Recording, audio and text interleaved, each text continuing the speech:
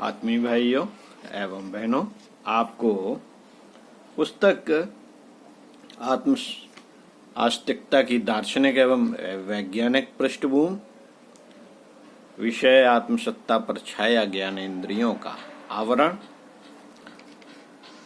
पृष्ठ 14 से इसी क्रम में आगे पढ़कर आपको सुनाता हूं। साथियों, किसी पदार्थ का कोई रंग नहीं है। अणुओं की विशेष प्रकार की संरचना ही सघन होकर विभिन्न प्रकार की वस्तुओं जैसी बनती है।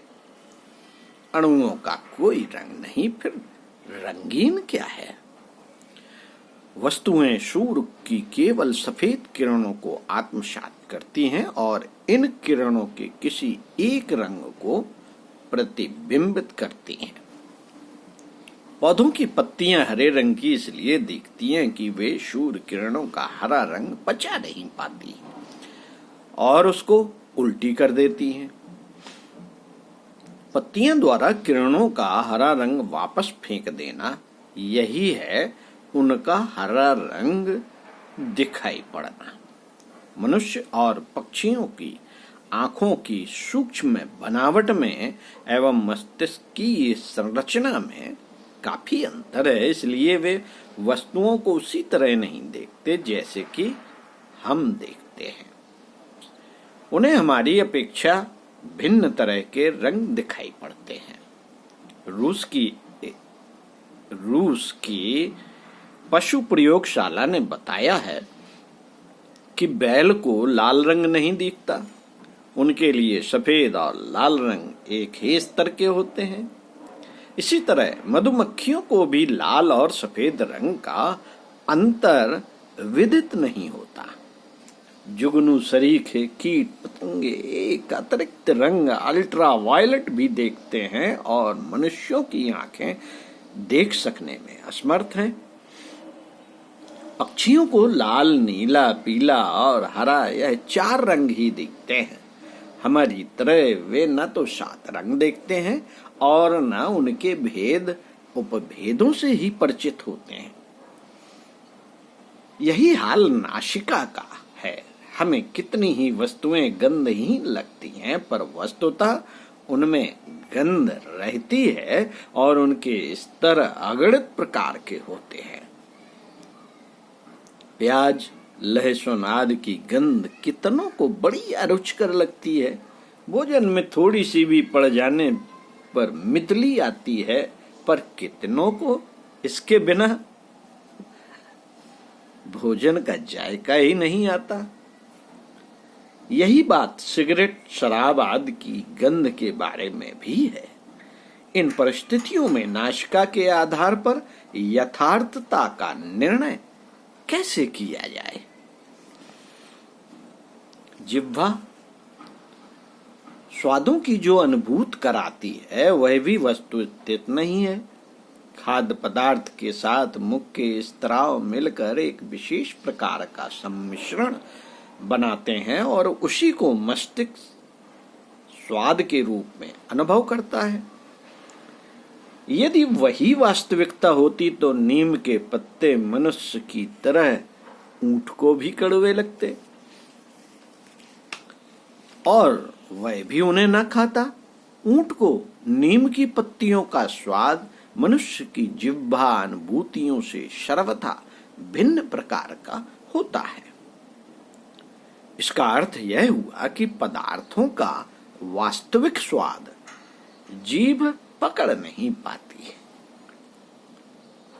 भिन्न भिन्न प्राणी अपनी जीभ बनावट के अनुसार उसका स्वाद अनुभव करते हैं।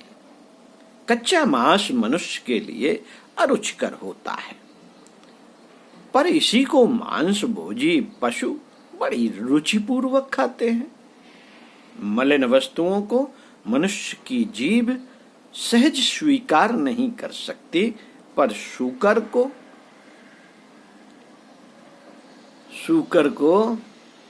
उसमें प्रिय स्वाद की अनुभूति होती है। मुंह में छाले हो जाने पर, बुखार या अपच रहने पर अथवा गुणमार बूटी खाकर रसना मूर्छित कर देने पर वस्तु के स्वाद का अनुभव नहीं होता।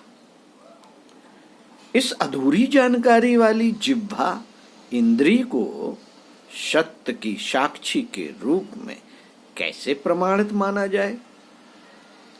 मित्रों, तत्व ज्ञानियों का यह कथन एक दृष्टि से सर्वथा सत्य है। हर मनुष्य की अपनी दुनिया है, वह उसकी अपनी बनाई हुई है और उसी में रमण करता है। दुनिया वस्तुतः कैसी है? इस प्रश्न का एक ही उत्तर हो सकता है कि वह जड़ परमाणुओं की नीरस और निर्मम हलचल मात्र है। यहाँ अणुओं की धूल बिखरी पड़ी है और वह किन्हीं प्रवाहों में बहती हुई इधर उधर भगदड़ करती रहती है। इसके अतिरिक्त यहाँ ऐसा कुछ नहीं जिसमें स्वाद अस्वाद या रूपमान कुरूप कहा जा सके। वस्तुतः दुनिया वह नहीं है जिसे हम देखते व अपने ऊपर आरोपित मानते हैं। हम अपनी इंद्रियों पर विश्वास न रख तत्व दर्शन को सही परिप्रेक्ष्य में समझने का प्रयास करें तो हमें प्रतीत होगा कि हमारी आत्मसत्ता कितनी असीम अनंत संभावनाओं से भरी पूरी है।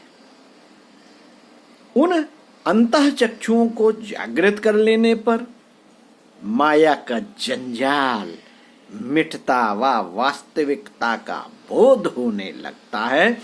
अच्छा हो जितने दिन जीना हो, वास्तविक दुनिया में जी कर रहा जाए एवं प्रसुप्त का सतत बोध कर उसे जगाने विकसित करने का प्रयास किया जाए।